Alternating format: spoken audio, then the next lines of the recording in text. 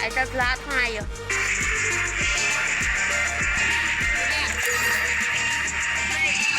hai ta lá rồi ơi đi con mà tao tu mà nè người ta ấy nó ra tu mà ơi sao đi lên tao rồi mà lên ra tu cho lấy nhá ê tao chỗ lòng từ siêu mày thằng lá này tăng tranh sao đấy chả chưa lắm đâu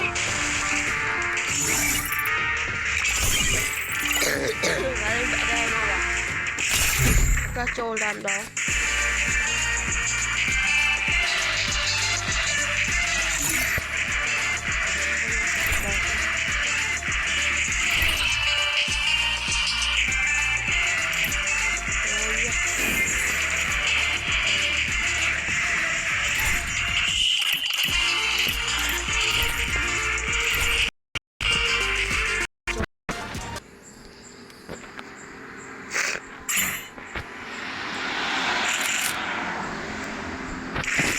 vâng ô này ban chơi like xe mỗi con ô ơi tầm đi làm sao bay đi tầm lên like mình bỏ làm sao bay con ơi chơi như môi mau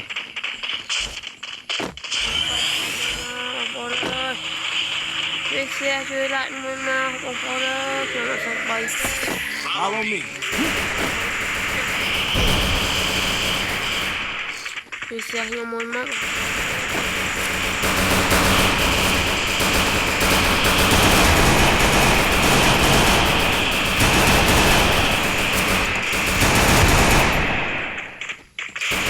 First blood.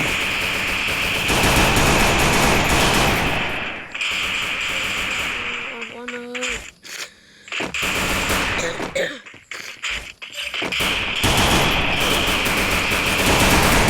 Double kill. Đấy, mà chấm nuốn. Pi kia bạt ở rồi.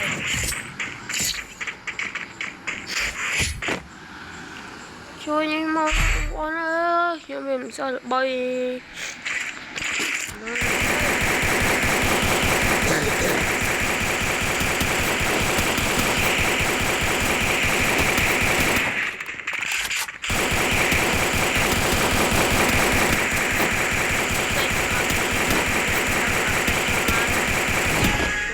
Mình thèm tôi rất thêm cái like mobile hay follow me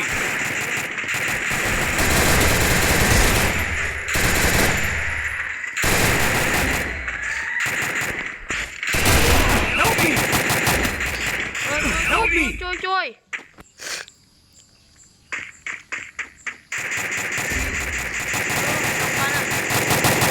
First blood. Triple kill. Rồi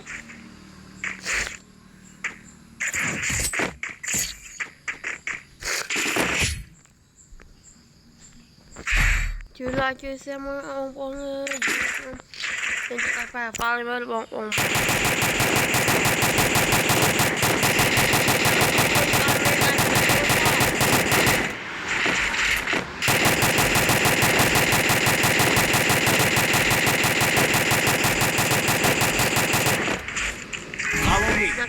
là cái orange tay xanh thì cái nhom là cái orange tay nhom bằng cây áo ấy free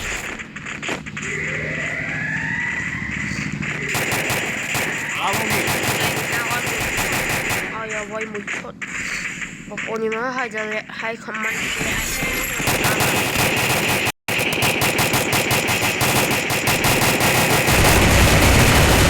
First blood.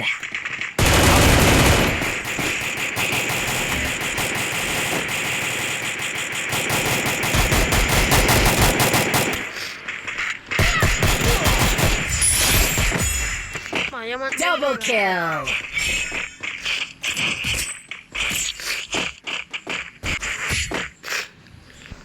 Ông xin nha, ai mẹ đây hay trả lại ID ông resources here nhưng mà chạy free nhưng mà ai cái đâu cũng thích lại ID vậy